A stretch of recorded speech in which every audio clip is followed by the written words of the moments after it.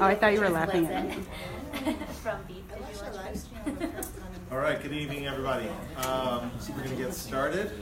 So my name is Jose Vasquez. I am a student here in anthropology, doctoral candidate. And I want to welcome you all to Beyond Militarism, Grassroots Organizing for Community Safety and Just Transitions. This event was a collaboration between the Polis Project and About Face, Veterans Against the War, as well as several of the other organizations that folks are going to introduce themselves on the panel. And this is part of a series called Dissent in Dangerous Times. So the series has been bringing in speakers and different organizers around dissent during the Trump administration and other dangerous things that are happening around the world. So in terms of the format, we're going to have our panelists speak for about 10 minutes, give you an update on different sectors of progressive movements that are happening on the part of directly impacted communities that are in some ways dealing with or pushing back against U.S. militarism. I'm going to let each of the panelists just introduce themselves as we go down the line, and I just want to open with a few remarks about the issue of militarism, so I'm going to sit down now. With my research, I'm doing work on the veterans in American society, and militarism features pretty largely in that research. One of the things that I often try and get across in different speaking events and just in my teaching is that it's useful to think about militarism on the one hand, which deals with a set of values that informs numerous aspects of our society and is sort of an ideology. On the other side then, on the other hand, is militarization, which is the process through which the ideology of militarism kind of permeates our society and the various institutions within it. One of the most obvious manifestations of this is our almost constant warfare in the U.S. since the inception of the nation.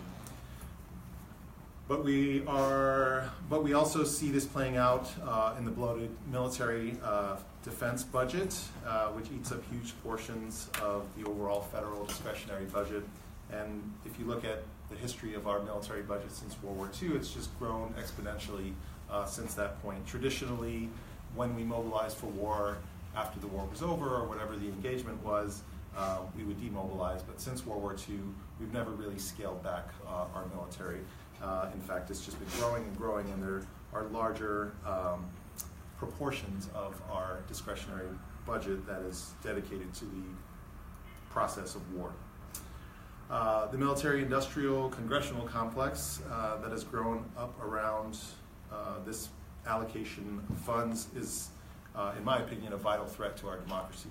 And President Eisenhower, I think, would agree in his speech as he was leaving office, really called attention to the undue influence that the military contractors and the folks that are invested in research, development, weapons acquisitions and sales, we're just having a larger and larger influence in our democracy.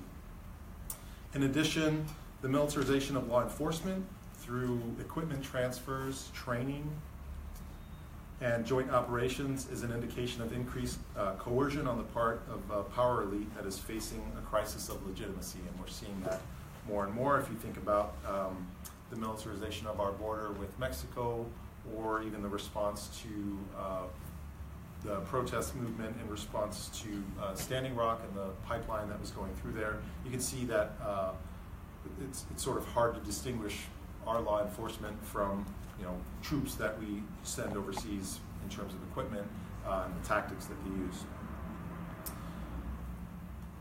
The most impacted communities are first and foremost overseas, those on the receiving end of our surveillance, bombing, and occupations. At home, poor people, communities of color, veterans, and military families often bear the brunt of our militarization policies. And lastly, the above communities are not only victims, but are also actively resisting U.S. militarism and the ugly policies that it creates. Our panelists will speak directly to these struggles for liberation.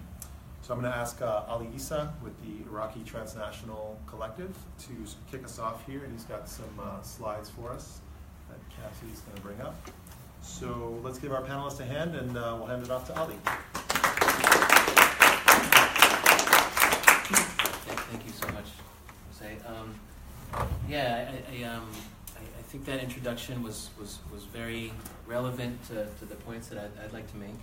And a part of, as Jose was saying, a group of Iraqis around the world in the diaspora called the Iraqi Transnational Collective. And our concern is to highlight progressive movements on the ground in Iraq, connect with each other wherever we happen to be, and then talk about the forces that prevent those movements from achieving their goals. A very prominent one of those, of course, is U.S. militarism. So I just wanted to start with two contrasting images to kind of talk about those realities. So here is a scene from less than a month ago. This is Baghdad, Iraq's capital, a mass protest which often happen on Fridays and have been happening generally since 2009 really, but especially 2011. So I could talk about this happened in particular because there were these threats of war in the northern part of Iraq called Kurdistan, and these people were saying there shouldn't be this military escalation. Next, there's an image that's deeply disturbing, of course, from earlier this summer in July, and this is a war people may have heard about, of course, is the war against ISIS, which took over large parts of Iraq over 2 years ago. And this is a particular story about some of the casualties of this war, which have been very indiscriminate and really high in supposedly targeting just ISIS militants or members.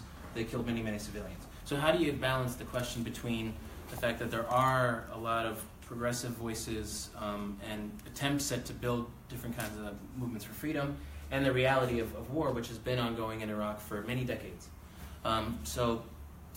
What we tried to do as a group of Iraqis around the world is to fill this void. Iraqis on the ground are very isolated. We're probably very separate from each other, and thought that like a diaspora voice could be unique and important. So to go back a little though in time, there was a protest movement that I wrote about in a book, and this was this moment in 2011. This is Ardei Zaidi, who's the brother of Muntadhar Zaidi. I don't know, do people know this name, Muntadhar Zaidi? Has it been too long? Bush was leaving office. Someone threw something at him. They threw what? Shoes, yes. So everybody Muntadhar Zaidi, he became a national hero, a symbol of defiance. But the other untold part of that is that Ardei here, his older brother, and his younger brother, Thurgham, both kind of helped when there was this protest surge to help organize protests around the country to change the constitution, to deal with lack of services, the general divided political order that the U.S. basically installed in 2003. They were a part of challenging.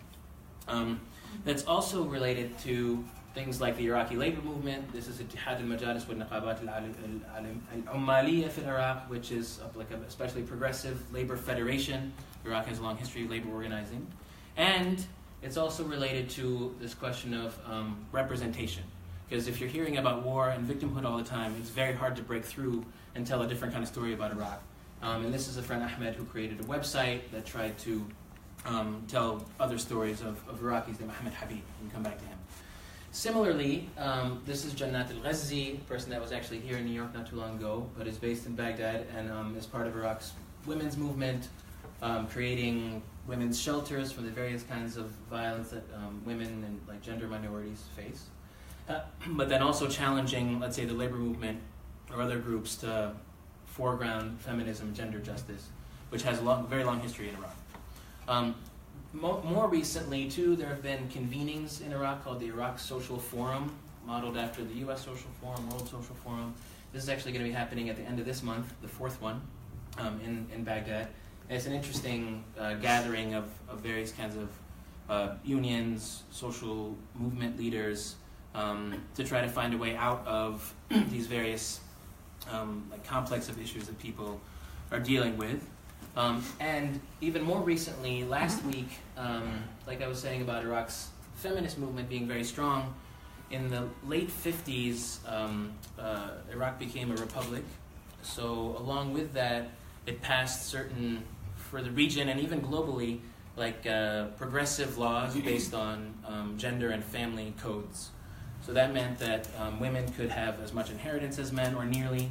It also meant that issues of divorce and who gets to keep the kids had no connection to religion and were universal for all Iraqis. But last week, this government that was installed in 2003 has been trying to chip away at these progressive laws, and they passed it preliminarily in Parliament to institute what's known as the Ja'fari law, which would allow men to marry women as young as 9, reversing a lot of the progress that feminists have fought for decades. So you can see these forces are kind of always under threat, and to this day there's many things to learn about and support concretely. Also, I wanted to mention, going back to the diaspora organizing, since that's been a couple years that I've been a part of that, this was another part of the Iraqi protest wave. You can see this is the same Tahrir Square place, where they're saying ISIS was born from the womb of your corruption. This protester addressing the government, saying that the way that the government has been so divided has not addressed people's needs for security, has created a vacuum which ISIS then filled. And we wanted to support this, so here's us talking to each other about how to implement a hashtag that would be fitting in New York to support the protest in Baghdad. There were some ideas there, but they weren't the best ones. I suck at hashtags. Maybe that's a diaspora-wide phenomenon, I'm not sure. Another thing that we did as a diaspora, people, of course, I think maybe are familiar with the refugee crisis globally. Especially in Greece, there are many Syrians and Afghans, people that are fleeing war. And there was a great need for translators, and many people in our group are fluent in Arabic or Kurdish. So we went to Greece for a couple weeks, about 5 months ago now, to connect with these refugee groups, also the groups in Greece that were providing support and shelter. There's a lot of remarkable stories like squats that anarchists had taken over or are now run by Syrians. So we interact with that and try to be of help in helping institute a child care center and using our kind of language skills. But then that, I think, raises the question we could delve into further here about how other diasporas relate to us. So there's some that are even on this panel I tried to put up here, but that are strong in New York especially, where progressive clusters from various diasporas are trying to address war, U.S. regime change, internal dictatorships, regional powers, such as that regressive anti-feminist law is very much supported by the government of Iran, right? Like in Iraq's case, it's not as simple as saying the U.S. out or undo what the U.S. did. There's many reactionary forces all around Iraq that are just as powerful at this point as the U.S., if not more. So how do we align ourselves and challenge some of these underlying causes? And I just thought to flash forward, such as the fact that the U.S. has over 800 military bases around the world. But like Jose was saying too, militarism is not just a global phenomenon. I'm also with an organization called War Resisters League, which has been focusing on police militarization for many years, and trying to start with the fact that there's 100 SWAT raids a day in the U.S. So these militarized forces, they're noticeable in Ferguson and during protests, but they're actually happening all the time, especially in Black and Latinx communities. So where's the bridges we can build there between people thinking about global struggles, connected to them by heritage, and then also locally where these raids are happening. So this campaign we have is called No SWAT Zone, tries to address some of these questions. And also in Florida next week, there's a kind of a SWAT training and weapons expo for police where some of this emanates from, and which interestingly also has Jamaican, Swedish, Russian, and Brazilian police. So it's an international event itself, which is they're proudly proclaiming that they're an international SWAT training across Florida. So there is just a little bit. I'm taking too much time. Thank you for your time. I can't wait to talk to this with y'all.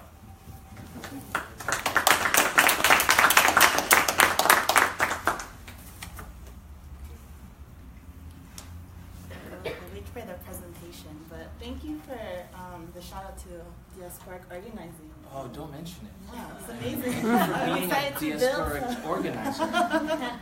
You too. You too.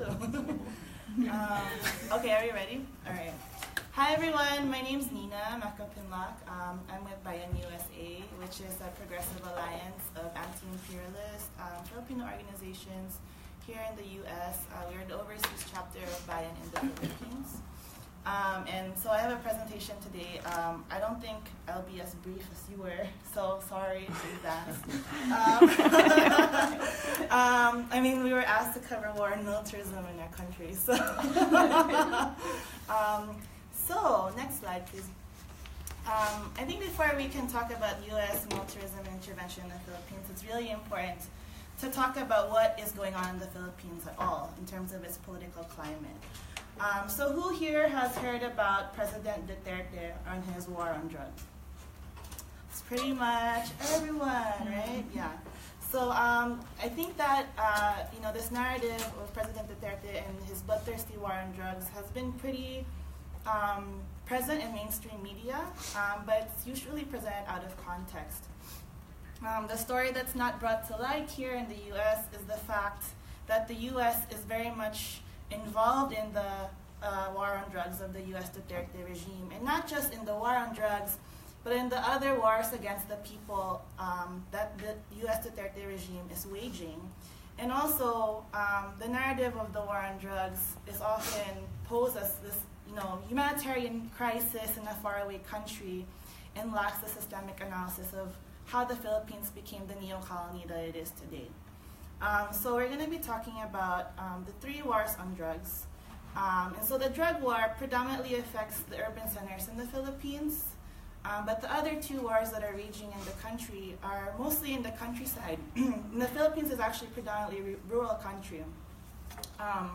So the second war is the counterinsurgency plan called Oplan Kapayapaan, and the all-out war, which is targeting against the armed resistance, specifically the Communist Party of the Philippines, and its armed wing, the New People's Army, and its political wing, the National Democratic Front of the Philippines. And then the third war that's on the screen is the declaration of martial law and the war on the Moro people, which is the Islamicized national minority based in the southernmost island of Mindanao. So we're going to break it down in this presentation. So like I said, the war against drugs is what we see in mass media. It's a campaign of mass murder, which has resulted in the killing of more than 13,000 people, victims as young as 5 years old. And the people who are in the receiving end of this war on drugs is mostly poor people in the urban centers. The big drug lords have remained largely untouched, even though Duterte earlier in his campaign said that he would go after the big fish. He never did.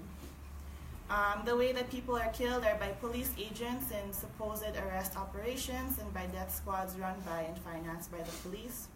Personally, in our organization, we've had people who were affected by this. It's a really, really huge and terrible problem, and yeah, the issue of drugs in the Philippines also affects us here in the diaspora. And the thing with the war on drugs is Duterte is taking a punitive approach to an issue that's really rooted in the issue of poverty.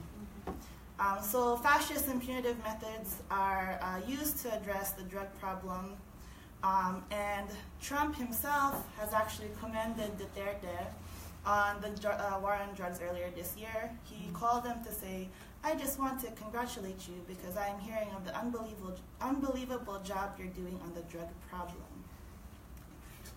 But even before Trump, Secretary of State Kerry gave the Philippine National Police $32 million during the first summer of Duterte's term in office. So you have to look at this as something that's beyond Trump or Duterte, or beyond Trump. The U.S. has always utilized the narrative of human rights when it is advantageous to its U.S. interests, but otherwise If it's not, then it doesn't matter. So if you could just go to the next slide. So the next war is called Oplan Kapayapaan and the All-Out War, which I mentioned earlier. So despite a unilateral ceasefire from August 2016 to February 2017 as part of the peace talks between the Government Republic of the Philippines and the Revolutionary Forces of the CPP, NPA, and the FPU, Duterte actually deployed his armed units and occupied at least 500 barangays in the Philippines. And this is during a ceasefire.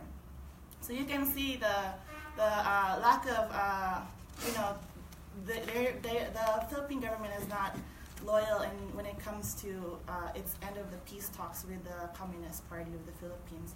However, there were key strides made towards socioeconomic reforms, which were quickly undone when the peace talks deteriorated.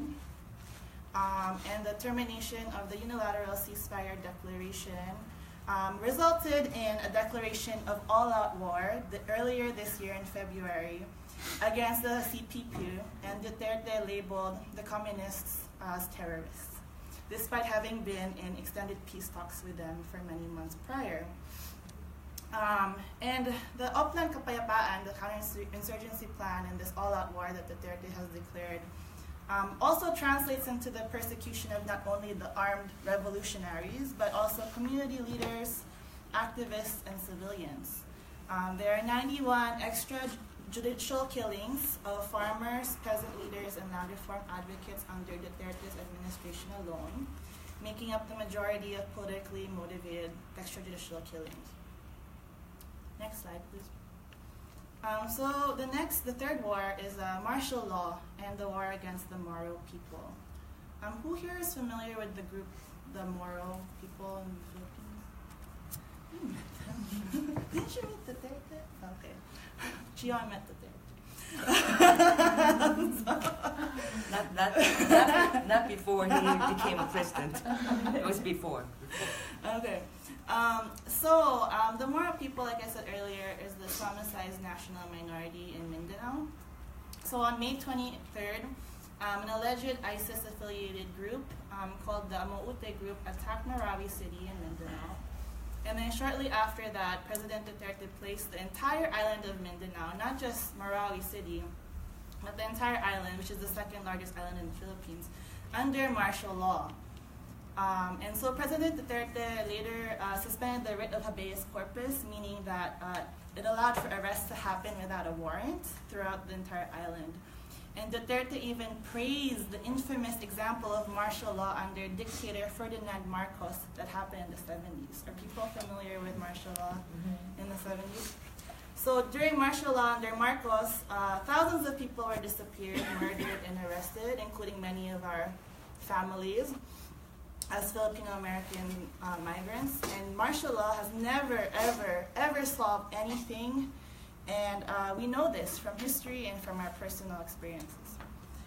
And so since May, since the declaration of martial law, over 400,000 people were displaced, not just in Marawi City, but in surrounding areas within Mindanao. And these people are mostly indigenous and landless peasants. Their houses were ransacked, there was much loss of livelihood. International codes of conduct governing relief missions say that soldiers and police or any armed group isn't allowed to be near relief operations or distribution. However, the Armed Forces of the Philippines were almost always at the helm of these evacuations. And relief organizations and activists have reported that whenever the AFP has been confronted about their presence in evacuation centers, they cite martial law as an excuse. So you can see how martial law is creating a culture of impunity in Mindanao. And now the city of Marawi is now completely destroyed because of non-stop aerial bombings from the Armed Forces of the Philippines that's been happening every day since May. And a few days ago, the Philippine troops said that they finally killed the last remaining ISIS militants in Marawi City. But as so often happens after disasters, who are the people who are now working to rebuild Marawi? If you ask the organizers on the ground, they will tell you big multinational corporations and banks are now swooping in and falling in line to reshape Marawi along their interests. And martial law has yet to be lifted. So you can see martial law isn't really about ISIS. It's about quelling the armed revolution in the Philippines, the different armed groups. And why is there even armed revolution in the Philippines? Because of rampant poverty, government neglect, landlessness, unemployment. All of these systemic issues that are not addressed through martial law or the other two wars. If you could just go to the next. So after the declaration of martial law in Mindanao, the U.S. actually quickly pledged its support to, quote, counterterrorism efforts in the Philippines. And just this morning, the Philippine troops actually released a statement crediting the U.S. for the intel, the surveillance equipment, and the training that it provided to the armed forces of the Philippines in beating ISIS and freeing Marawi. And the U.S. took part in joint operations and trained the soldiers who besieged Marawi, because who were dropping the bombs was the AFP. And so there's really a need to investigate and expose the role of U.S. military in covert operations in Mindanao. U.S. involvement in purported counterterrorism in other parts of the world pointed to U.S. involvement in the funding and direction of groups like ISIS. So as we've seen in the examples of Syria, Iraq, and Libya, U.S. counterterrorism efforts leave countries more destabilized than they found it. Next slide, please. Okay, so the thing we have to understand, though, is the Philippines was the battleground for the war on terror, even before Duterte and Trump. In 2002, the head of the U.S. forces in the Pacific called the Philippines the second front on the war on terror.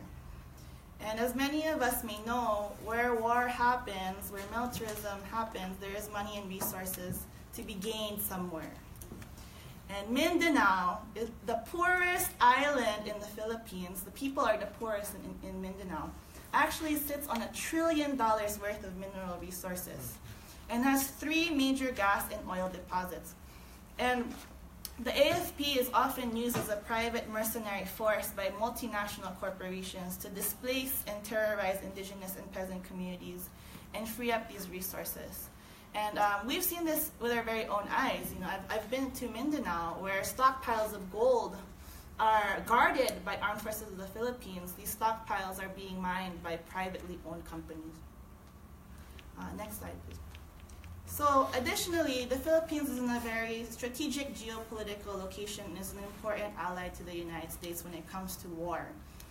The country is only a few hours by plane from any major country in the Asia Pacific, especially China.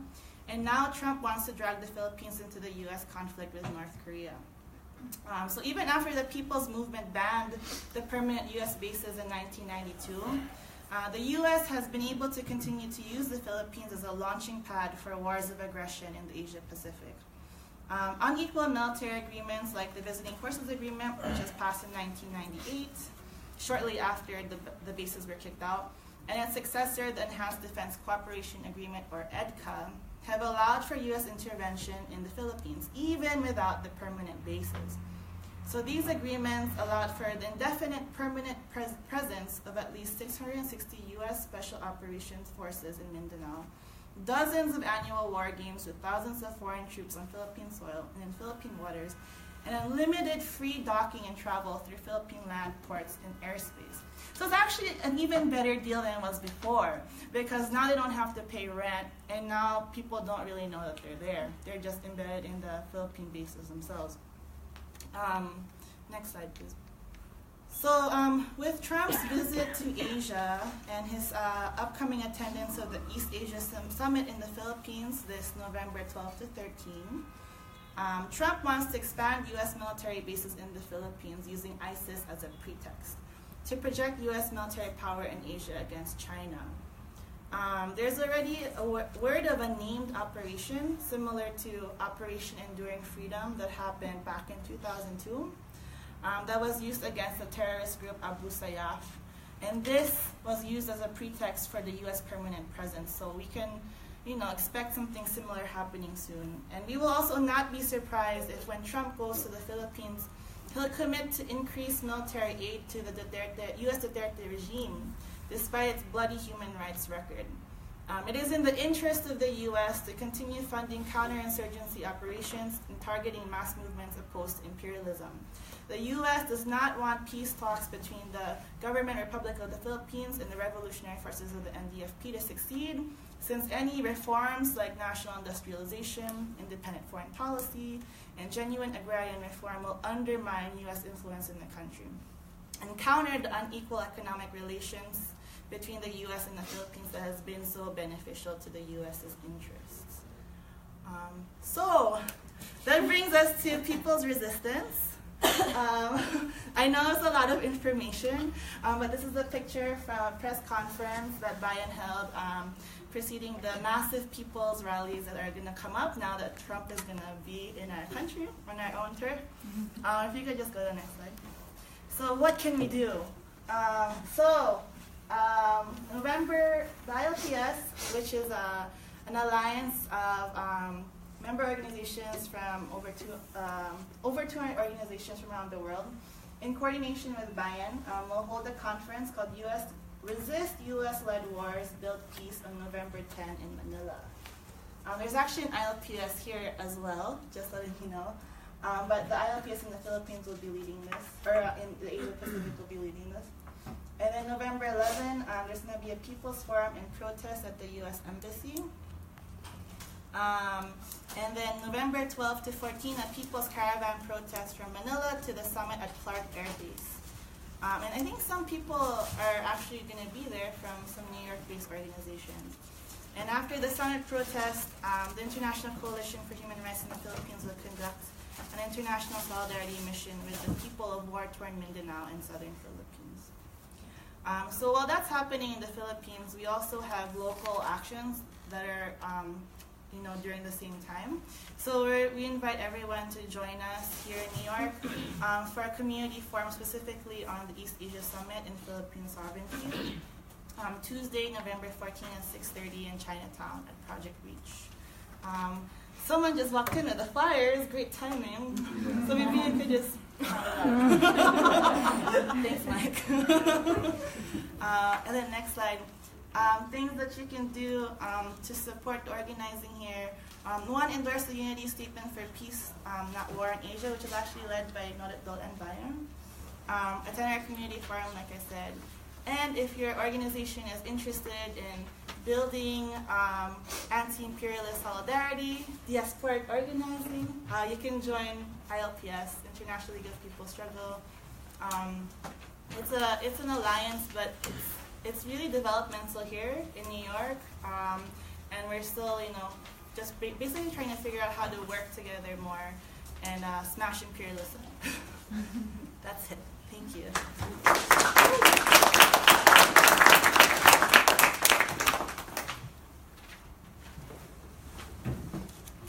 Hi, my name is Juyeon Ri. I am a member of Noduto for Korean Community Development located in New York. And I was asked to talk about the war and militarism in Korea, and that can take such a long time.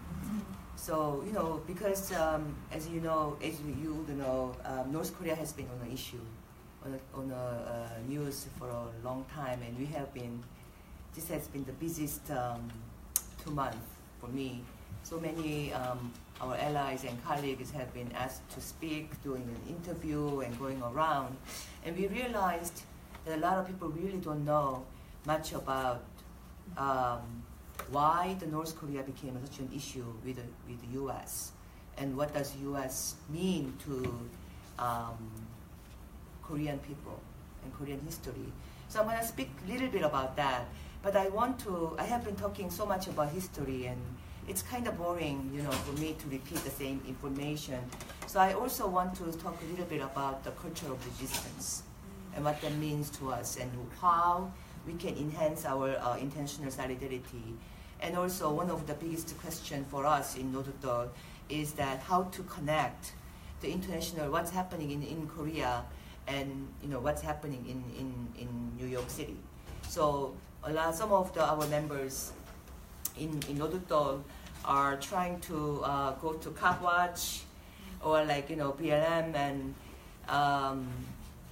and trying to see how we can work together, because most of the times you will see what we learned through the Korean history, as Jose said, is about imperialism and is closely related to the racism, and it's a instrument to exploit and gain the profits through the neoliberalistic mechanisms. So what I'm going to talk a little bit about is Korea. The country that has divided Korea is what country is that? United States. So they said, Germany was divided after the World War II because they were one of the countries that lost, defeated, and then as the result, they were divided. The other country that was causing the war in Asia was, what country was that? Japan. How come Japan was not divided into two, but Korea was divided into two? That's one question that we always ask. Japan was the one who created war, caused so much damage, even Pearl Harbor as a state. And how come Korea, as a prize, Korea had to be divided into South and North? And then two lieutenant sergeant randomly chose a half of the, they just draw the line along the 38th parallel and then said, okay, the North, Soviet Union can take it, but up to the 38th parallel, the US is going to come in. Before that moment, that decision was made in Potsdam, that, South Korea, in Korean Peninsula, the US had nothing to do with it. With our colonization, was done by Japan. So we were one of the countries that had to be compensated by Japan. And instead, the US decided, for the sake of fighting communism, they cut our country in half, because we had the borders with Russia, Soviet Union, and China.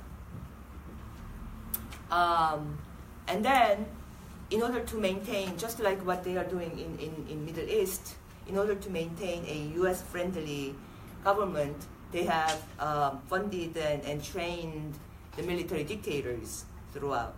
So Sigmund Rhee, Jung-hee Park, and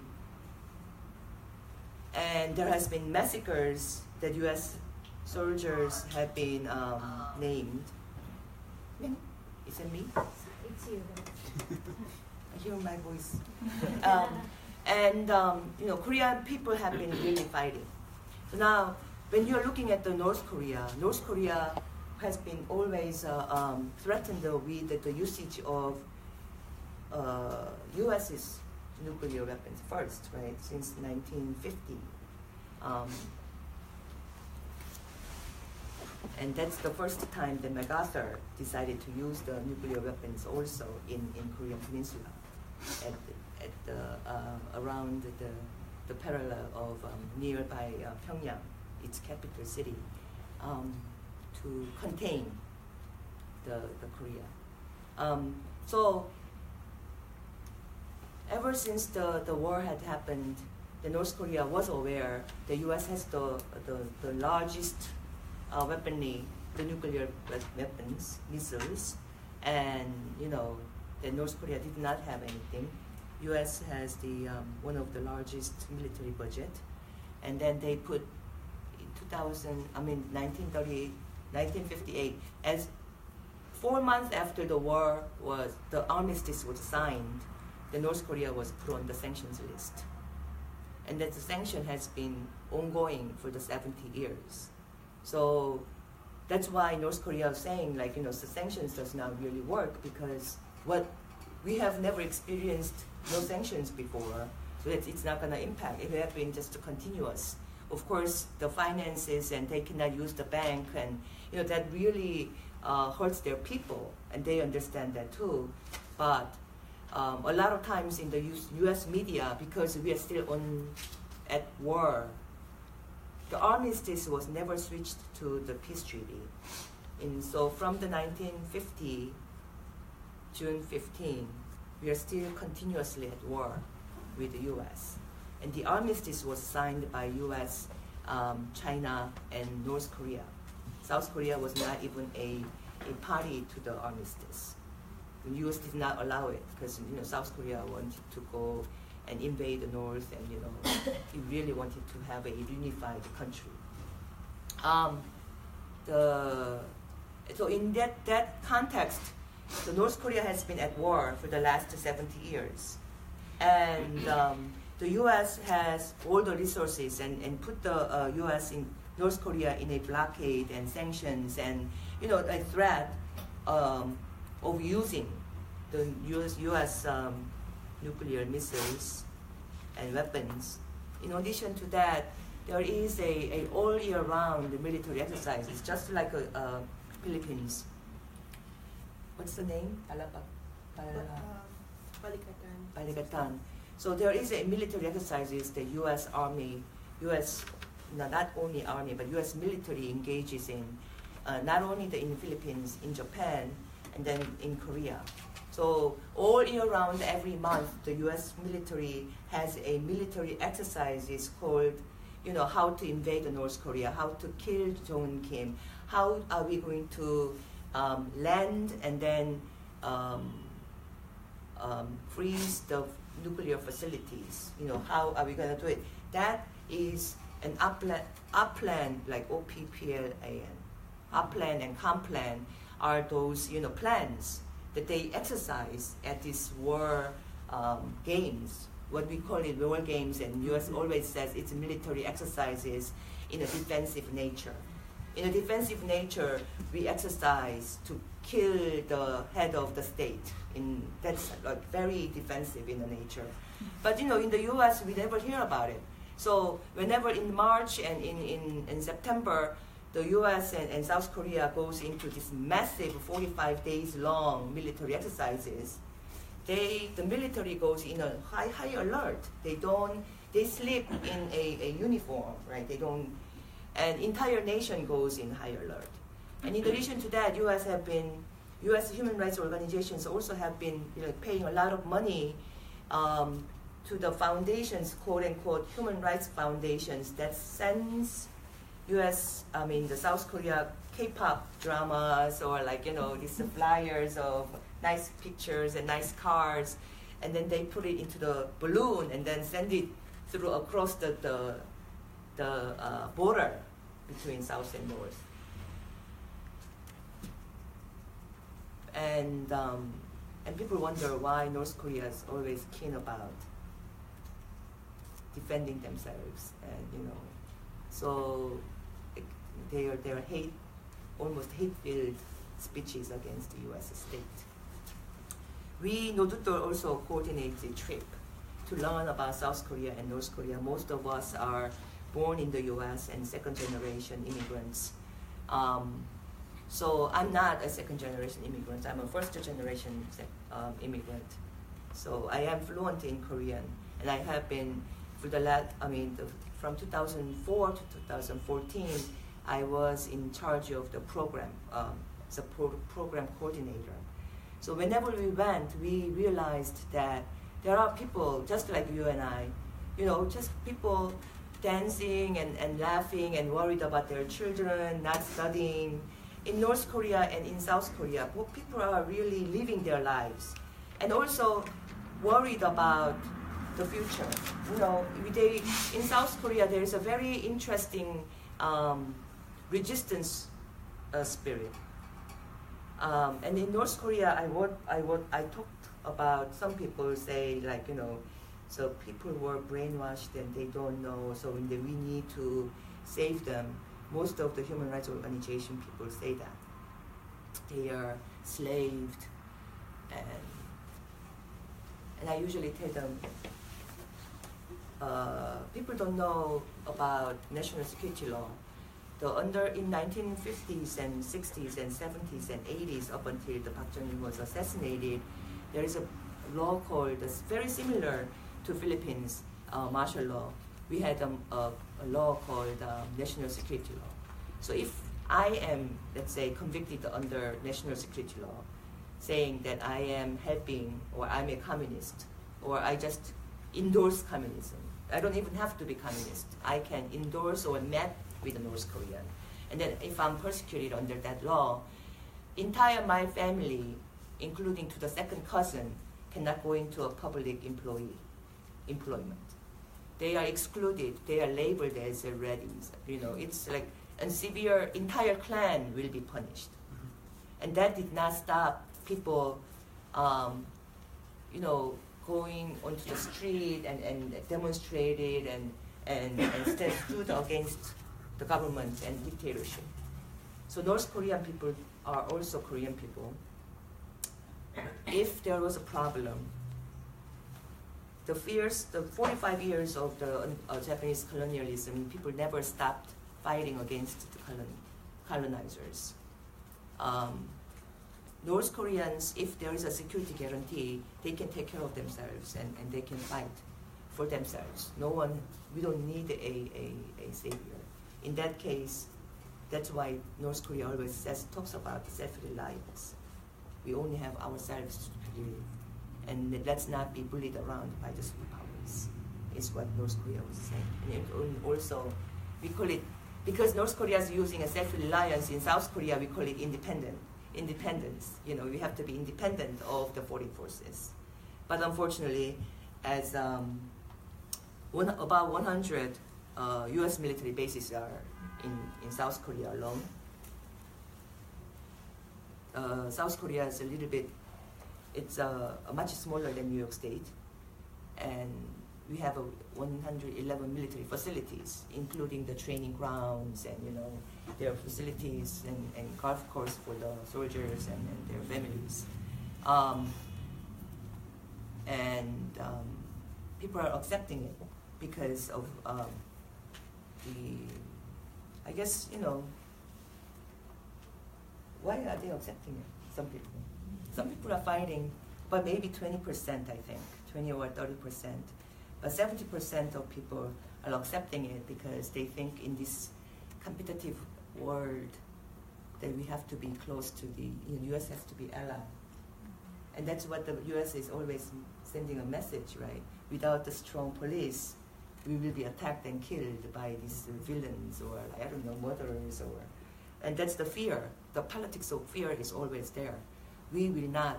And then, you know, with the picture, all of this, we have about 300 National Congress people. Trump came, talked about our weapons are top of the world, and, you know, you should spend like billions of dollars buying ours, and we will allow you to have our weapons, the nice, good weapons. And then he got the applaud by our politicians.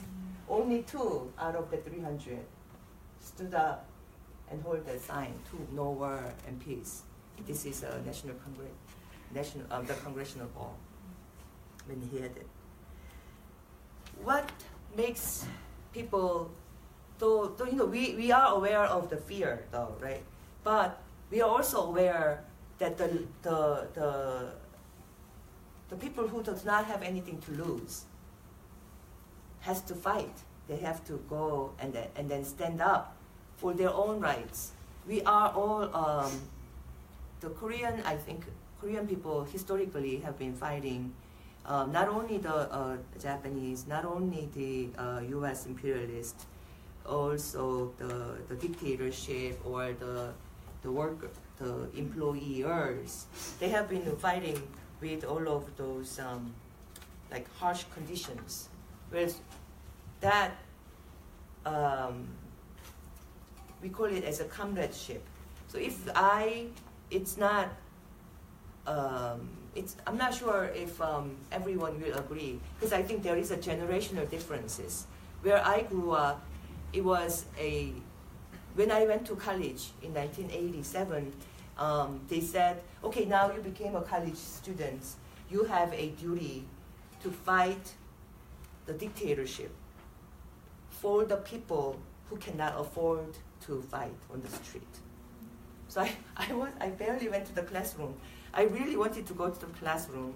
So my father was a school teacher, you know, and if he warned me when I was going off to college. He said, if you get caught doing a demonstration on the street, I lose my job, your brother's damned, and you know you will do such an harm. So no matter what you do, don't get caught. Was what my father told me. And I thought I was the only one who had that dilemma, and I found like tens of thousands of people had similar dilemmas, and that they were standing next to each other, and then we were fighting, and some got killed, you know, doing the street demonstrations because of all these tear gases and all that. But because you are not alone in that setting, so in order to create that collectiveness, people have created all these dances. I'm not sure if you saw, if you Google the Korean rallies, there is this bowing on the streets, and then they walk. 뭐지? 삼보일배인가? 삼보일배. So you bow you walk 3 times, 3 steps, and then you bow. And that's how you are trying to be humble, and then get yourself. It symbolizes get yourself with the entire surroundings of you, but you are keep going on your path of struggle. Is that symbol? So there's a lot of rituals that Korean people have, and then they have a very strong, they're trying very hard to build the camaraderie around the resistance movement. So not only the rally is important, but also the post-rally or post-event is very important. And the young people are supposed to, go to the elders to talk about their own problems. And what's personal is also very collective issue. Because you are in a very similarly situated. You don't have a job, or you may have to live with the $200 per month, and yet if you find so many different people, and then you think you are doing everyone thinks that you are doing a noble thing for doing so. That honor, I guess, makes people to carry on. I'm not sure though, as a Korean American, that living style is very healthy though. But so that's what we saw. And then they sing and dance. A lot of times when you meet with the Filipino allies, you get to sing and dance too. They sing better than I think Korean Americans, unfortunately. I would like to do it too. So I just went off a little bit. I was ranting a little bit, I think. But what's the effective and true international solidarity? Last July, I was supposed to lead a group of Veterans for Peace and other people, and I got excluded from Korea. So I couldn't go. I was told by the airplane agent that the Korea blocked me to come. But then they went, and then they spoke to the people who were villagers who's fighting against the THAAD U.S. missile defense system. That while there was a transition from the past President Park to President Moon, what's called the Candlelight Revolution, they have changed they were able to impeach the earlier president and then changed it to the new president. In that chaotic situation, U.S. deployed a 1 unit of THAAD missile X-band radar and THAAD radar and the missile launchers into this melon farm town, and people are still struggling for the whole year. And before they meet this delegation, their slogan was, "THAAD is to go to U.S., peace is to come to us," was their slogan. So, and then they met with this delegation, And then they realized there are a lot of people in U.S. that is fighting for the peace and against the U.S. militarism as well. So then they said, okay, maybe Saddam should not go back to the U.S. There's nowhere in the world that the Saddam should be deployed, you know, and peace to the world. So they switched their slogan. And that's, I think, it's a really a good example of an power of the international solidarity. People don't know when you are doing a local, like these local farmers or local actions, you don't know how many people are in a very similarly situated, similar positions and similar cases and similar histories. I learned so much about the Filipino history when I visited for like, you know, a month, a little bit longer than a month in Philippines. And then I realized there are so much commonality. Because, you know, we have a similarly US bases, and, you know, they said that there's no US base, but they came as with a visiting forces agreement, and they never leave, you know. So then, you know, as a Korean, we want the US bases to be removed, that there were so many lessons that I have to take from the Filipino history. And then there are so many historical commonalities with the people in Hawaii, people in Guam, and, you know, we connect, but then the people in the US, I think we also have a duty and responsibility to learn about these struggles and connect, you know, and we draw the strength from them. What we do really matters to the people in this local area. And the local area people have to also know that there are people in the US fighting for them and with them, not only for them, but with them. In a lot of times when we are looking at the, so visit and exposure is one. And then we also have to do, I guess, on our own studies. You know, we have to do not only the studies of the histories, but also the studies and exchanges of culture. What makes them to go? And then, you know, a lot of people in Philippines, Mindanao especially, the young organizers, 18 years old, 19 years old, they only have a 1 year old. And they live in this one very small house, like 20 of them live together. You know, but their job is go to the local villages and then, you know, listen to their problems, and then they try to solve it together collectively and then build this culture of resistance. In Korea also, the young people in their 20s and 30s, after they graduate college, they go to these non-profit organizations. And then, you know, with the less than minimum wage, they work as a staff person. And then they build their own community in these local areas. And what they do is very noble, but sometimes they are isolated and they don't know what's really happening in the US. A lot of times the problem is our government is doing it. And it's, you know, I think there is an organization named Not in Our Name. I think it's really it's not down in our name, and we have to really let them know that, you know, we stand with them and we fight with them as well. One more thing is that, so because of this, all this messenger app, we are like, you know, real-time connection is made. So in Korea, they wanted to do a joint statement against Trump's visit. And they wanted at the same time us to do a statement at the same time as well. So we got like 67 organizations to sign. And then we worked together. Korea had 208 organizations signed. We have so many other catch-up to do, but, you know, and then we can work together because of the language differences and then the term differences. We learn a lot and we sometimes fight because, you know, that just does not work, or it's a little bit too violent, you know. But I think in working together in that way, although it may be slow, that I think it kind of promotes the understanding. And I am not very sure if we really have to push for a very sudden like solidarity building. Because, you know, it takes time to understand and then to work together. Joint statement has not come over like one day.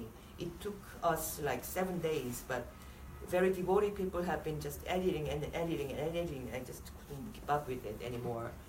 That But that those working together in a project, inside the project, like with some results, really makes people bring it together, and then they feel like they're connected. And I think something solid work product is required, and we really need experiencing winning the victory. So we need to also recognize what have we accomplished. Not only, we cannot say, well, our banner have been same since 2003, 2001, Afghanistan, starting from Afghanistan up to now, like we have not been really succeeding. That would not really be an inspiration to other people. We have to recognize, and then give the room for other people to step in, the young people to join. And, that's one thing is that, we always have to recognize what have we accomplished. And then we sometimes have to give I think, generous pat on our own shoulder. And that, I think, is really something that I learned from looking at the Korean history. They always say, what we have learned, we won this and this and this, although, we couldn't stop building of the base. But we learned, and then, we won on these parts. So they distinguish what they have accomplished versus, maybe in a total bigger picture they have lost, and then the Navy base had been built in Jeju. But for their 10-year struggle, every single day, they said, oh, we have done another vow, another, demonstration, or we stopped one more truck from going into the base. And then they celebrated. And I think that's really important. So international solidarity brings... Yeah. Let's move on to Jeff. Yeah. You can just finish your last point. Right. International solidarity is that it brings diverse perspectives and diverse points, right? And I think if we really try to bring it and then tie it with our own issues in the domestic violence and policing issues and all that, effort is all about. Thank you.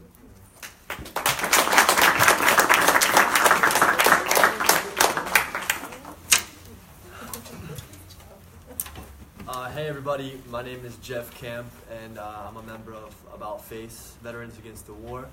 I want to just quickly shout out the Polis Project, the Grad Center, my wonderful co-panelist and moderator. So I'll quickly start with a little info about myself. So as I mentioned, I'm a member of About Face. I'm an Air Force veteran, deployed to Iraq in 2010, and left the military in 2011. But after I left the military, I went to work for the Army. I contracted for the Army doing the same job I did in the Air Force, which was a firefighter, but I contracted in the Republic of the Marshall Islands, which is in the Pacific Ocean. And the Republic of the Marshall Islands is a very small coral atoll nation between Hawaii, roughly, and Australia. It's about a 6-hour plane ride from Hawaii or Australia, so it's very isolated.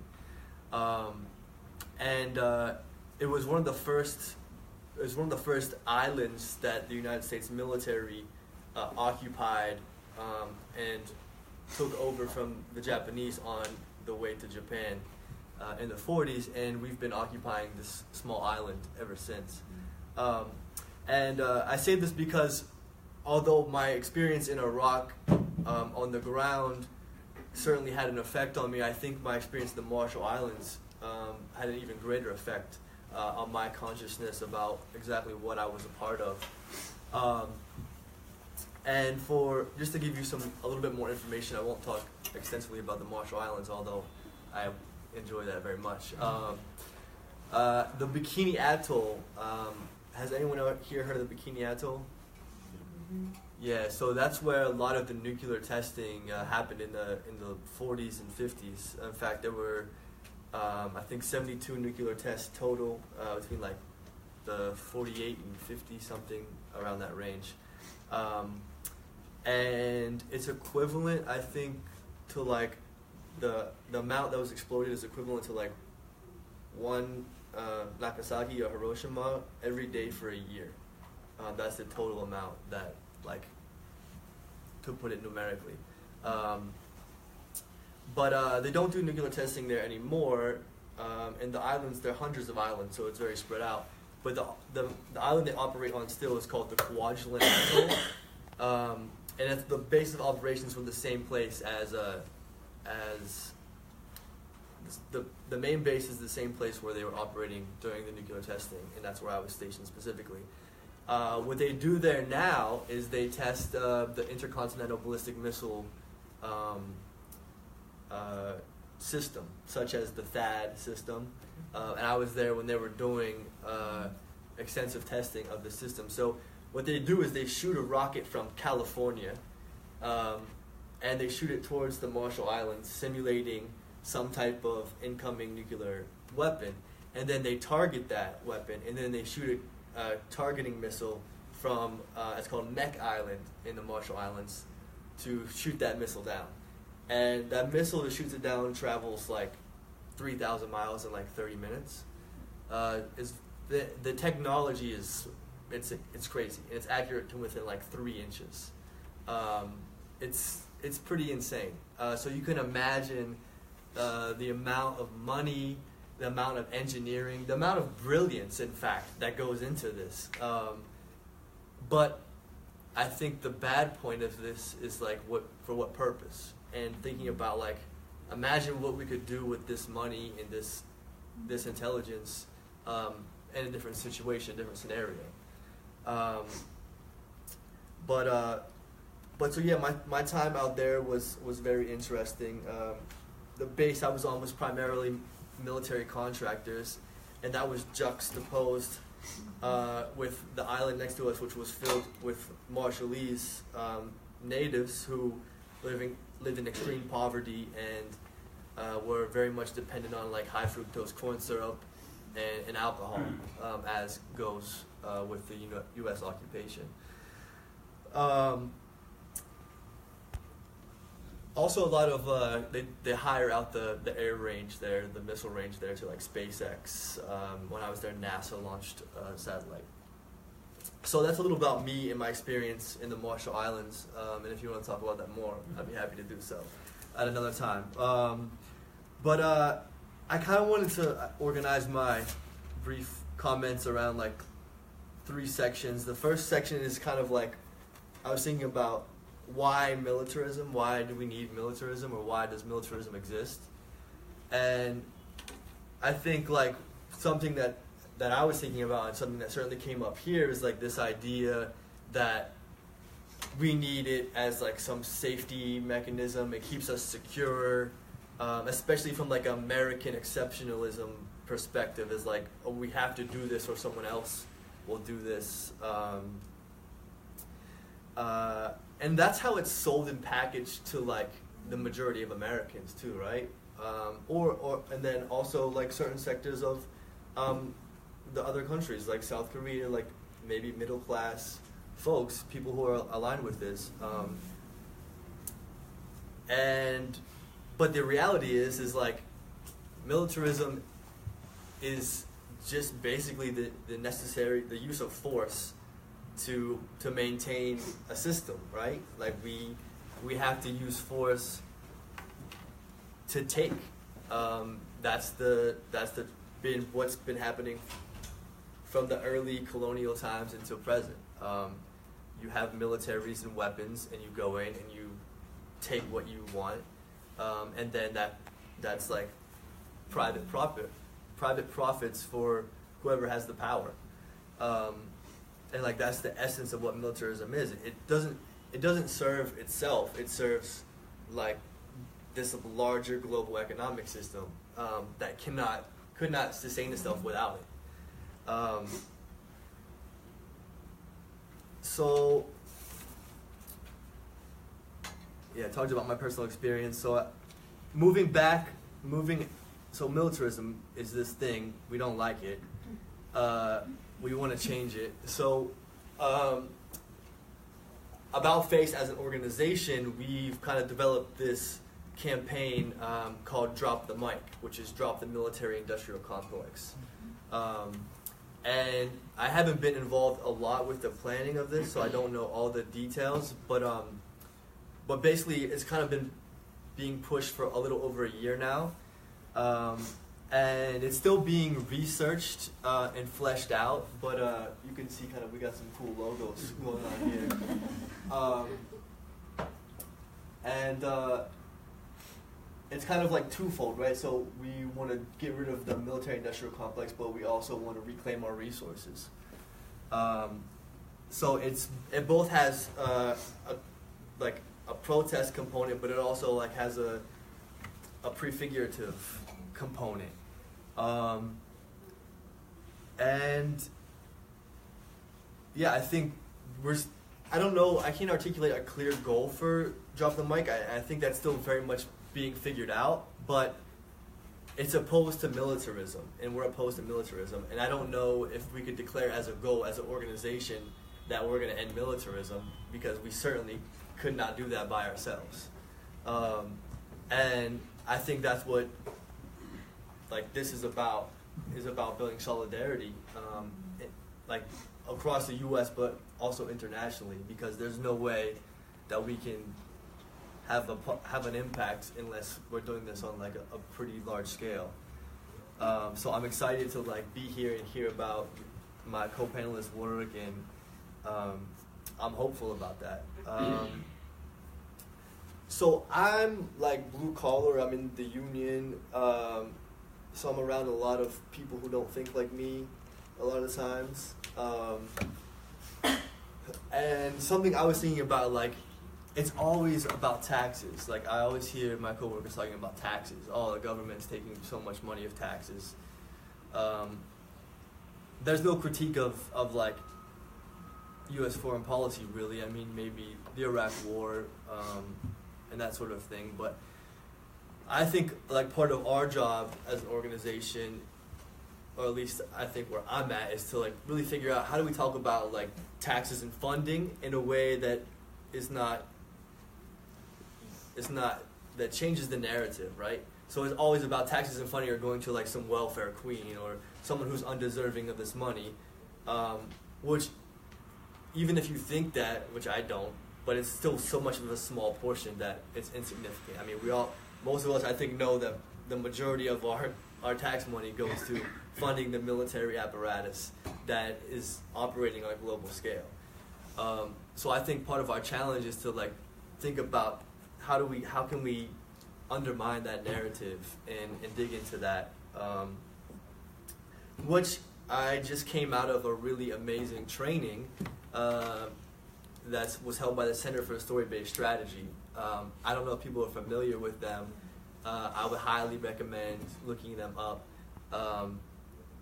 And they're all about this narrative power, right? It's about how do we take the stories that are told in society, the stories of humanitarianism, and challenge those stories for what they really are. And it provides a framework to really do that systematically that I think is really powerful, and I'm really excited to engage in that and hopefully dig into that into some of our work around Drop the M.I.C. The last thing I'll quickly wrap up. So I've been thinking a lot about organizing and activism and what it means to be an activist, and honest statement, I'm tired of I don't call myself a protester. I don't want to be a protester. I'm just sick of being I just protest things and framing it that way. I think that's important. We should be protesting stuff, but we have to be doing other things too. We have to be thinking about a new society alongside of our protesting, and it sounds like that's happening, especially among y'all organizations. I love this idea of images of solidarity, exchanges of culture, experiencing the victory. I think that's really powerful stuff, and I've kind of been playing with this concept. I'm calling it beyond Western civilization. I don't know if a lot of language coming out of like Steve Bannon and Trump and these kind of people. I mean, even I think like more democratic politicians as well, is like the idea that Western civilization is the epitome of human society, and like this is what we should be striving to build. And part of what I want to do and think about, especially using this story-based strategy stuff that I've been involved with, is how do we undermine the idea that Western civilization is like this great thing to be upheld? And how do we envision a world that's beyond Western civilization? So it's very conceptual, but it excites me a lot. And yeah, I'll finish with that. Thank you.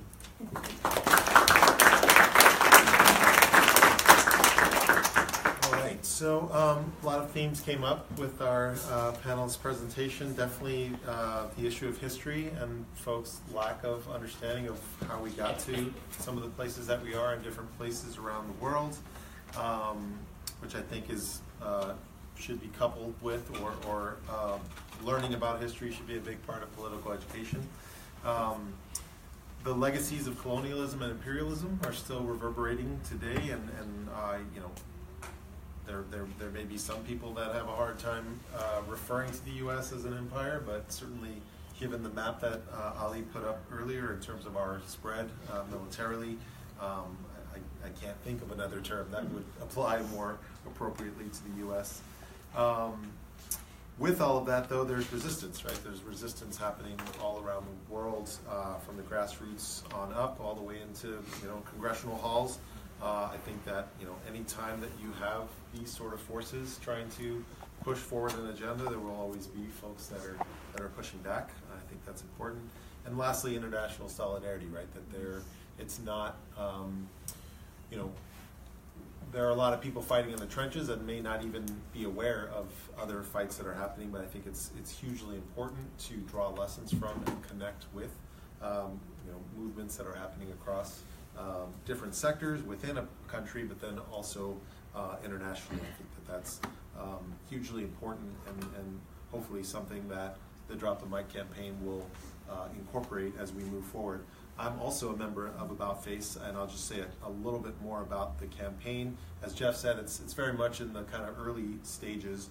What we've been doing so far as an organization is hosting different events, you know, kind of Drop the M.I.C tour stops where we have members speaking about the campaign. We're also doing a lot of research, trying to identify specific corporations that we want to target, because we know that, you know, if you dig into, you know, General Electric, for example, you're going to find its tentacles, you know, branching out into many different places. And so figuring out, like, what is the one or two corporations that we can really put leverage on with this campaign, and really start to, you know, step up educating the public, but also actions that are kind of putting these people in the spotlight, and the particular CEOs that are benefiting from these different policies.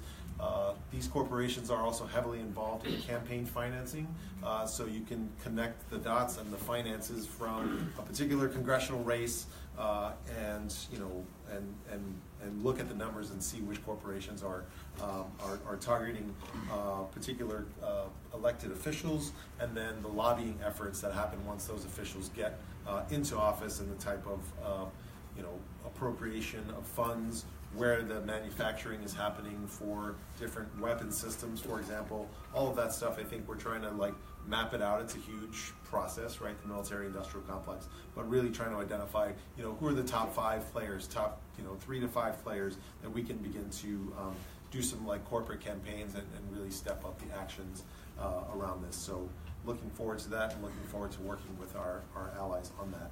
So on that note, I just want to, folks, quickly down the line, just say a little bit about how folks can follow the work that you're doing, and get involved if they want to, and then I think I'm going to open it up to the audience for a little Q&A.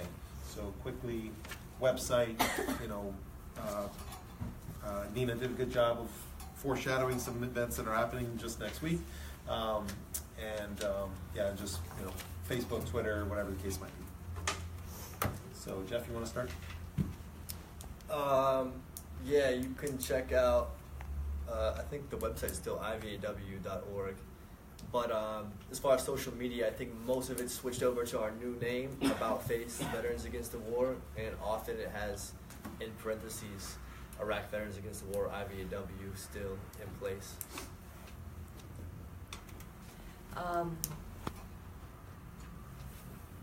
Our organization's name. So in the Facebook, we have a page called the Noduddol, Noduttdol. But we have there's a progressive news site.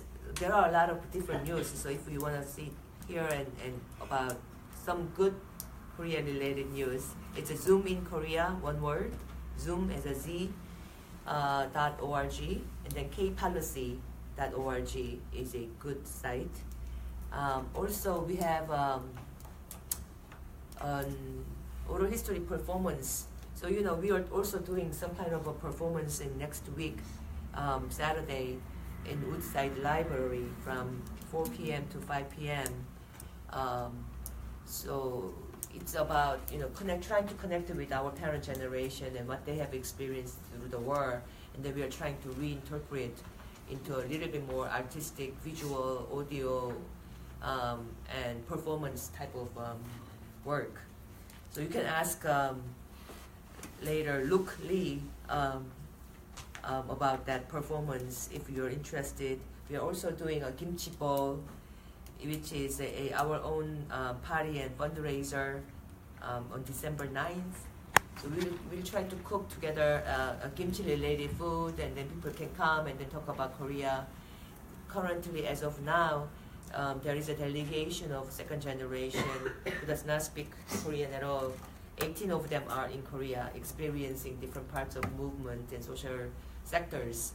So when they come back, we can hear about what they have experienced and you know, how non-Korean speaking people can go and experience the Korea too, I think. I think I made most of my announcements, but we're on Facebook also, Bayan USA Northeast. You can also follow Bayan, which is the Facebook page for Bayan Philippines. It's actually spelled out, but I think you'll find it. It's spelled out Bagong Alyansang Makabayan, but you can just type Bayan and it'll probably pop up. Yeah, our community forum, like I said earlier, is Tuesday, November 14 at 6:30 at Project Reach, 39 Eldridge Street. Yeah, I think that's it. And we also do integration trips to the Philippines, exposure trips. Like Dion went on a solidarity mission, like 4 years ago now, or something. I mean, the one that's happening is currently happening right now, or the one that's like closest to that's current is happening right now. But you could plan ahead and do it next year in the summer or November if people are interested in learning and seeing for themselves the conditions of the Filipino people. Yeah, I mean, staying on the Facebook theme, if you want to follow the Iraqi Transnational Collective, type that into Facebook. And there we're trying to share news from on-the-ground organizing. Like I was saying, the Iraq Social Forum is the end of this month. And there's this kind of escalating struggle over the personal status law and a lot of feminist organizing that we're trying to support and think of ways to innovate. And then I wrote a book about some of those movements I was describing, which is here, and you could purchase it for a small fee. And I'll talk to people more about it later. Thank you. Like the cover art.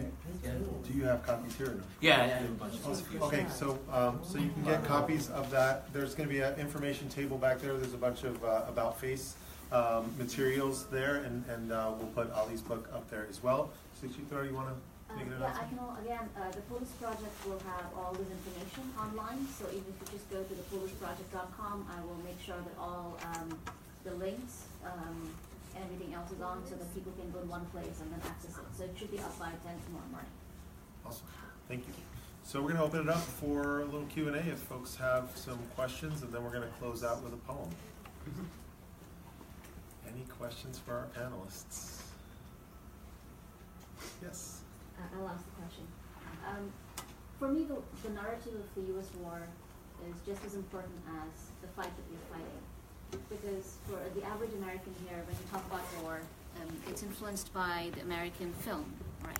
And it's always this lone soldier in this really intense landscapes, whether it's Afghanistan or Iraq fighting. But when I first went to Bagram, I was shocked that you could actually get a really good latte and a cappuccino, home fried chicken, and your Pizza Hut pizza. And Bagram actually had better internet than all of Afghanistan. And that's true of Iraq, that's true of every other place that the US is currently in war, is that reality of war is in such a bubble that people can never really understand that that's what militarization is or militarism is. And the second part to that is that war is actually pretty banal. You're no longer there is no territorial army that you're fighting. You wait for hours and hours and hours, and then something happens, and then you don't know if it's significant until it actually turns up in a wire or not. So again, I think that the idea of glorifying this American war, this American soldier, not that there are good men and women who fought the battle believing that they were fighting for something, but I think you also have to focus on taking that this glorified sense of this war narrative and kind of dial back and actually talk about how banal war is, in the sense that the war is not banal for the Afghans or the Iraqis or anybody else, but for the actual soldiers. And I was kind of wondering, since Jeff talked about the idea of beyond Western civilization and stories as strategies, I was wondering if that component could become a part of talking about war in a larger context when you talk about militarization and militarism.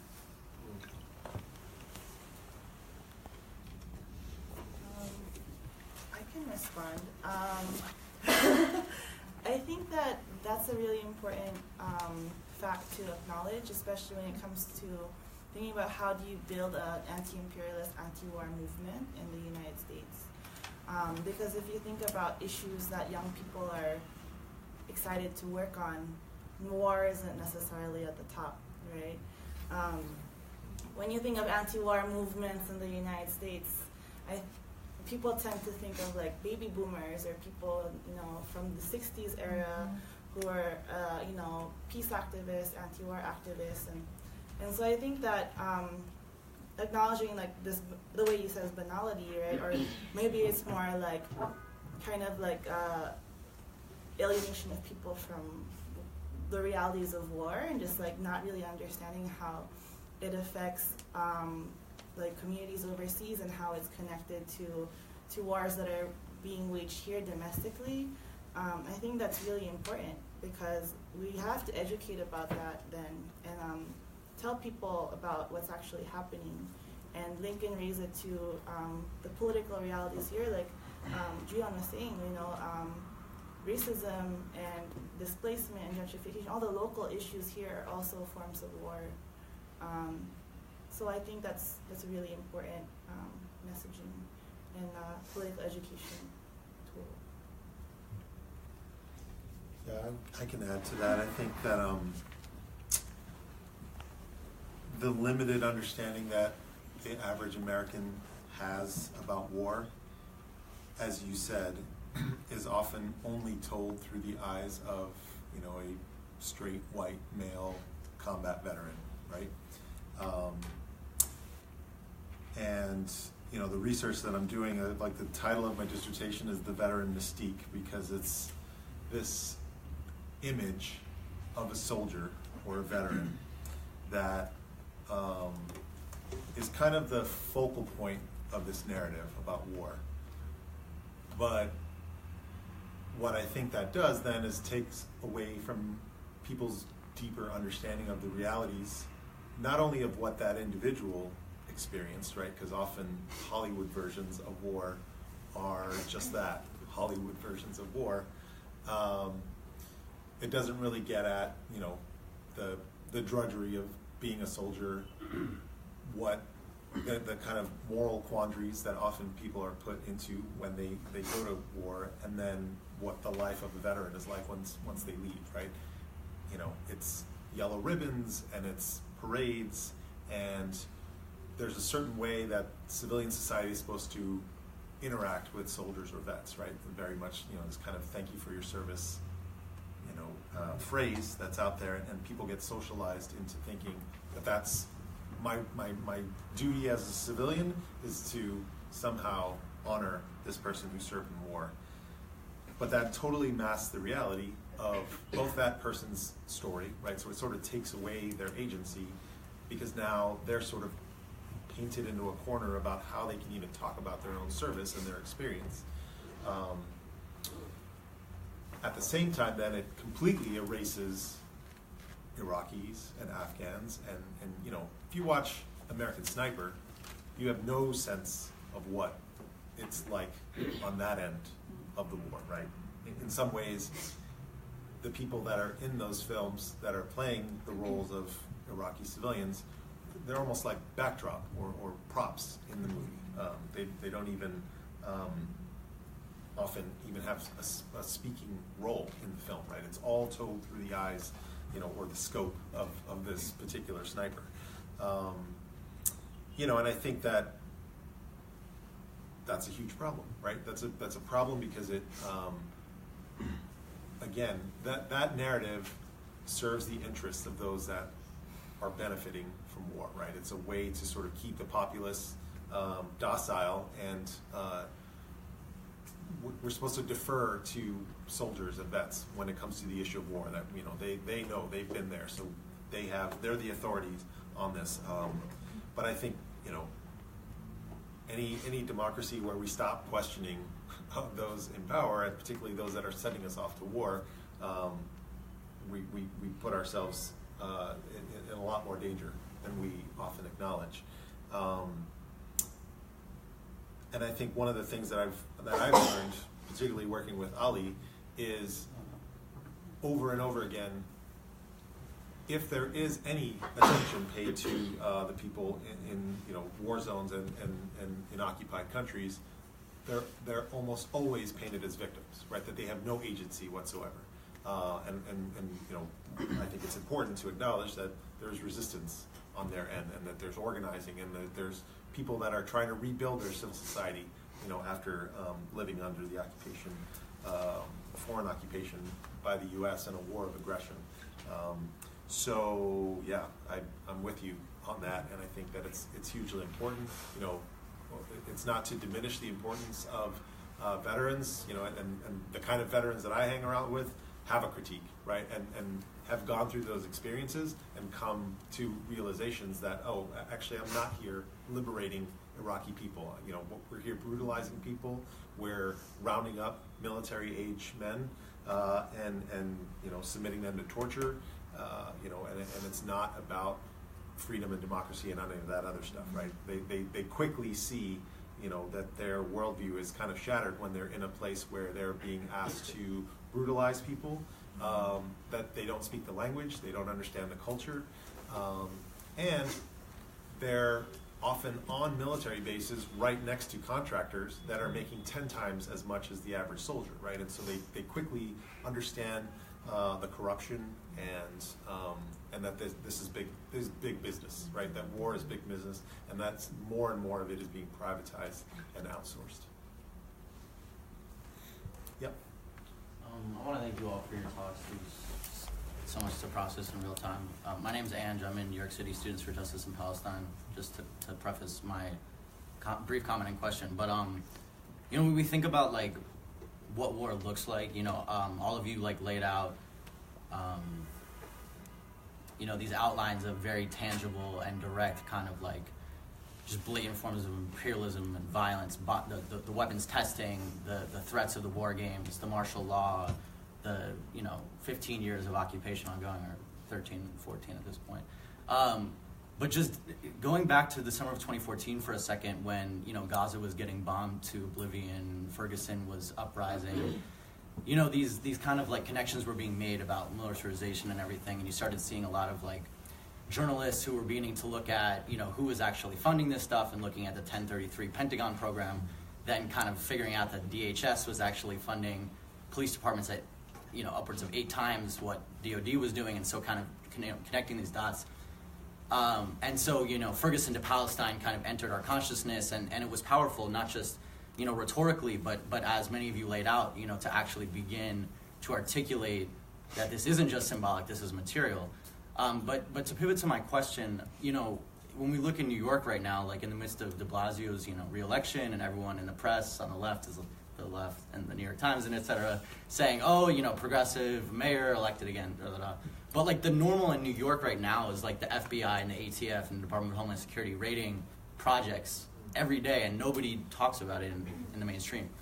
And so like, I guess my question is, and a lot of you were kind of touching on this, but to what extent locally do we need to like bring these messages and kind of update them so that we can actually talk about ICE raids and these gang, in quotes, raids as like warfare, not just like, in our kind of like speeches and slogans, but like, and a lot of people are doing that work. I'm not saying it's not being done in the city, and I and other, people in my org and other orgs are like trying to map out like how can we connect. But I'm just be interested to hear your thoughts about like the local global connection and how we need to like, through our research and everything, like many of you were talking about, like kind of update our analysis, because the daily warfare like happening in New York, for example, like isn't covered.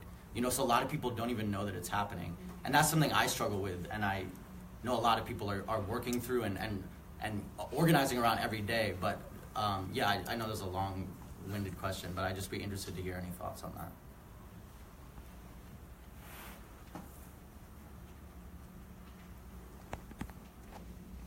Any of my esteemed panelists want to take a swing at that?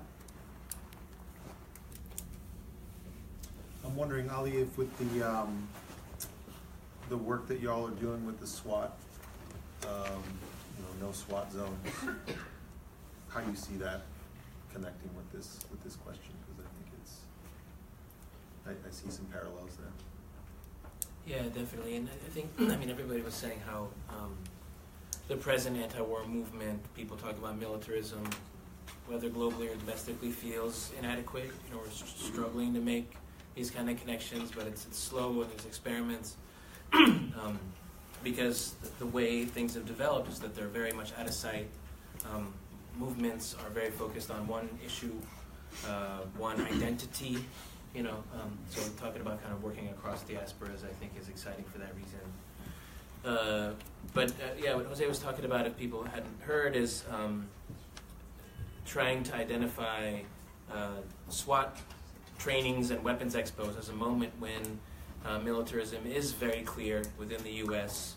The first example we tried was in Oakland, where a very now well-known SWAT training called Urban Shield happens every year, and we're able to work with ongoing, long-time organizing against police violence and against Islamophobia in the Bay Area to build a broad coalition that removed that training from Oakland, and they moved it 30 miles east, so it was still around.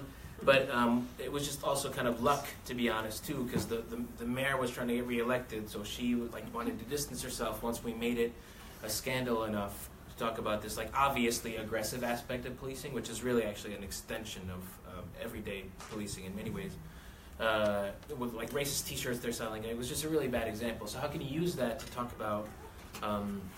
First of all, the 100 SWAT raids a day are not spectacular.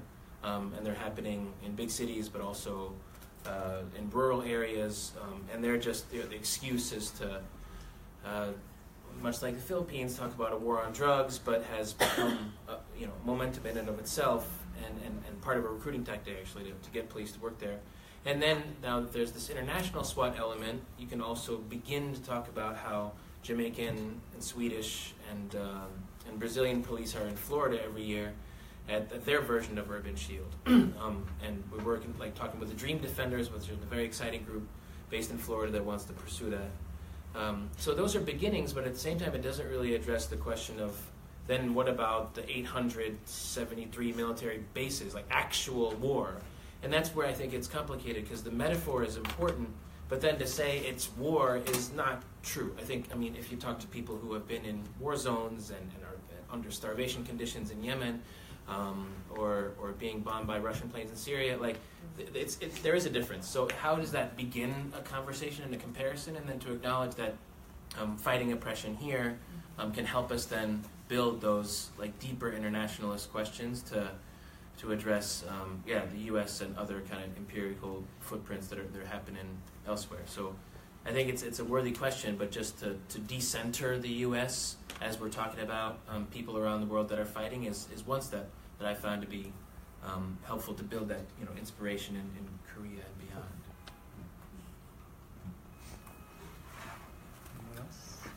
I also thought that it's an interesting connection. I mean, it is a struggle. I think that we and I have been doing is that how do you connect what's happening here to what's happening in abroad? Like who is military and how is the military moving around? Like whose will is it going to represent and who benefits? Because we don't see who benefits right away, that we always think that it's a state, and it's sometimes beyond the state, and it's it may be MIC or MIC or multinational corporations, but also sometimes it's the person who's sitting in the Congress or doing it. But then, how do we respond to it? Is what's interesting to me too. Like for example, when we were in the subway, in certain places, they try to look at our bags, and we can always leave, and not taking the subway, but we sometimes just take it for granted that they will have to go through, and it's not like they are very nice people. The Port Authority had a bomb, scare one day, and I was trying to walk, and the police person just pushed me to the ground without even. I was trying to get an answer like, how are we supposed to? What's the rerouting? Or like they didn't have any announcement at all. I had to look at the news actually later on to find out there was a bomb scare, and that's okay. Like why are we taking it on? Like what's that impact that gives us? And, we are directly influenced by it, but then we think it's okay. Is it okay here? It's happening, and we are safe. Since they are the ones who's dealing with the bombs, is it safe? I think that's the narratives that we have to really question, and I sometimes wonder how can we disseminate it. In Korea, it's kind of easy. I guess it's just because it's a smaller country. But here, because we feel we are so decentralized, we have so many issues, and even the rallies, like every week, about every different countries and issues that there is a rally, and I can continue like that. And I'm feeling like I'm so powerless, rather than empowered to do. And then these rallies will bring us together and educate ourselves. It's just in kind of an exhaustive thing. And it shouldn't be that way, though. So you're trying to connect with what's happening in global and local. I feel like there has to be some kind of an effort. Like, I guess, this is the beginning, but trying to see the commonality and then bring all of us together. Maybe doing a little bit, if it requires, doing it slower, or focusing in the lobbying arm. If we have to deal with MIC, maybe MIC, but there has to be some parts that is only doing the cultural parts, or international portion, and then the dealing with the police and SWAT team portion, and then somehow all of us are connected in one way or the other, and then we know what the other are doing. There will be so SWAT team thing and MIC, if there is a expo conference, like for example the military army conference, then AUSA or whatever, then we can all see if this convention, if we can stop that, or do it together, and we're connecting it all to the message to the all around the impacted communities or the countries. And then do it together with those people. I think we will be a little more powerful. Yeah. So then, connection is not made by automatically. I think it's connection that we have to really dig in and build ourselves. Final question? Is there a hand? What's that? All right, so we're going to have Jake on air. He's going to close us out with a spoken word piece, and then we'll be here for...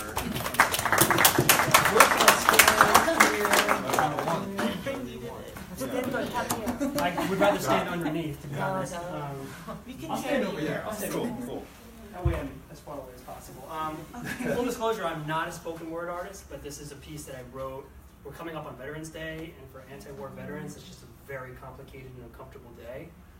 I'm also in social work school, and I'm trying to urge social workers to take a more critical look at the military. So this is my piece. I don't have a title. I think iconoclasm works. So here we go. I am a veteran. Thank me for my service if you want the conversation to end. Thank me for my service if you want to watch my eyes glaze over. Thank me for my service if you want me to know that you don't understand and you don't want to. Fuck the military. Fuck the police too. But the police don't have shit on 2 million Americans armed with M240 Bravo machine guns, 40 Mike grenade launchers, JDAMs, mortars, Apache helicopters, M1 Abrams tanks, F-18 fighter jets, C-4 daisy chains, and oh yeah, nukes. Thank me for my service. But who did I serve? You? Me? I don't feel any safer, any better off. Do you? The CEOs of Halliburton, Lockheed Martin, Raytheon, and Boeing, and their shareholders, they're doing pretty good. The U.S. is the #1 arms exporter in the world. We spend more on our military than Russia, China, Saudi Arabia, India, the UK, France, Japan, and Germany combined. Our country isn't being taken over by the military-industrial complex. Our country is the military-industrial complex. And tell me, when was the last time we bombed white people? Why did Japan get the nuke twice and not the Nazis? Why did Vietnam get napalm and Agent Orange? Why are there bombs exploding over Baghdad and Raqqa, but none over LA? We've been exporting white supremacy worldwide since 1775 and getting better with practice. So you can thank me for my service, but the military doesn't exist to protect you. It exists to protect the status quo that keeps the prisons full of people of color, that keeps our government straight, white, male, stupid, that keeps the police force heavily armed and well-trained, that keeps indigenous peoples off their land, that keeps universal health care out of reach, and that keeps our schools poor but our colleges expensive. Oh, and our tanks, they measure fuel economy in gallons per mile, not miles per gallon, because you can't have global warming without global war. So if you need my permission to say fuck the military, I'm giving it to you. And if you need my permission to question the veterans you know and love, you got it. But I'm not saying fuck the troops. I'm saying support their resistance. Support conscientious objectors. Support deserters. Support whistleblowers. Bo Bergdahl is not a traitor. And Chelsea Manning, she's a hero.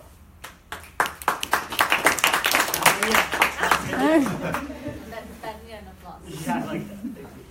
The military gives us bogus contracts, and it is our moral obligation to terminate them. So please, don't thank me for my service. Ask me about it. Because I need to tell you that if what we're after is liberation, then we must stop supporting the organization that picks our pockets and wages genocide for profits. Not done. Yeah.